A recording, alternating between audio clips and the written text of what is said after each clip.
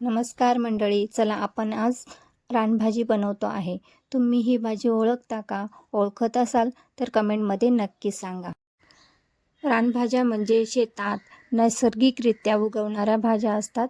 या भाज्या जंगलात, शेताच्या बांधावर किंवा रानावर असतात. या भाज्यांमध्ये अनेक पोषक तत्वे आणि औषधी गुणधर्म असल्यामुळे ह्या शरीराला पौष्टिक असतात.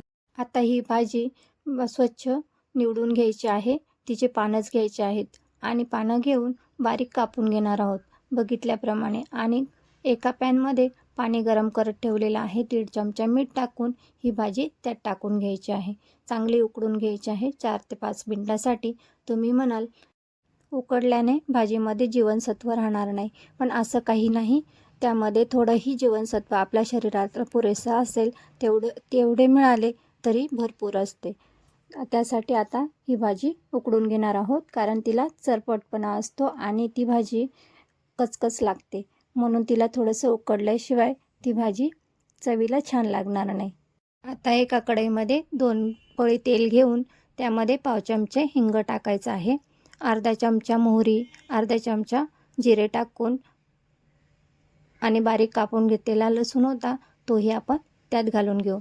लसूण चांगला लाल झाला की त्यामध्ये कांदा घालून घ्यायचा आहे. 3 ते 4 कांदे कापलेले आहेत. भरपूर असा कांदा घातलेला आहे. कांदा चांगला लाल होईल तोपर्यंत चांगला तळून घ्यायचा आहे. या रानभाज्या म्हणजे विविध आजारांवर औषधी गुणधर्माचे काम करतात. ही भाजी अनेक पोषक तत्वांनी भरपूर, विविध खनिजे, जीवनसत्वे आणि रोगप्रतिकारशक्ती वाढवण्यास मदत करते. पचायलाही उत्तम असते आणि पोटाच्या समस्यांवर उपयोगी आहे. आता या कांद्यामध्ये आपण हिरवी मिरची मिक्सरमधून बारीक केलेली होती ती आपण त्यात घालून घ्यायची आहे आणि चांगलं लाल होईल तोपर्यंत कांदा तळून घ्यायचा आहे. कांदा सारखा चाळत राहायचा आहे म्हणजे खाली लागणार नाही. आता आपण यावर 2 ते 3 मिनिटासाठी झाकण ठेवून घेऊ, म्हणजे थोडा नरम पडेल.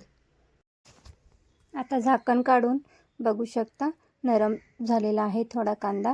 परत त्याला चाळून घ्यायचा आहे म्हणजे खाली लागणार नाही. बघू शकता आता कांद्याचा कलर बदललेला आहे. यामध्ये आता अर्धा चमचा मीठ घालून घेऊ आणि 2 ते 3 मिनिटासाठी परत चाळून घेऊ. चाळून झालं की त्यामध्ये आपण भाजीचं पाणी काढून ते निपळून घेतलेली होती ती मोकळी करून कांद्यामध्ये घालून घेणार आहोत. बघू शकता कांदा लाल झालेला आहे.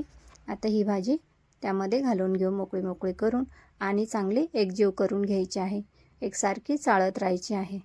त्यावर 2 ते 3 मिनिटासाठी परत झाकण ठेवून वाफ देऊन घेऊ, म्हणजे भाजी आणि कांदा सर्व साहित्य एकजीव होईल आणि भाजीही छान होईल. मार्केटमध्ये दिसली तर नक्की आणा आणि एकदा करून बघा आणि नक्की कमेंटमध्ये सांगा कशी झाली ती. या भाजीला आमच्याकडे बाफळीची भाजी असे म्हणतात. तुमच्याकडे काय म्हणतात हे नक्की सांगा आणि भाजी कशी झाली तेही सांगा. शेवटपर्यंत व्हिडिओ बघितल्याबद्दल धन्यवाद. थँक्यू.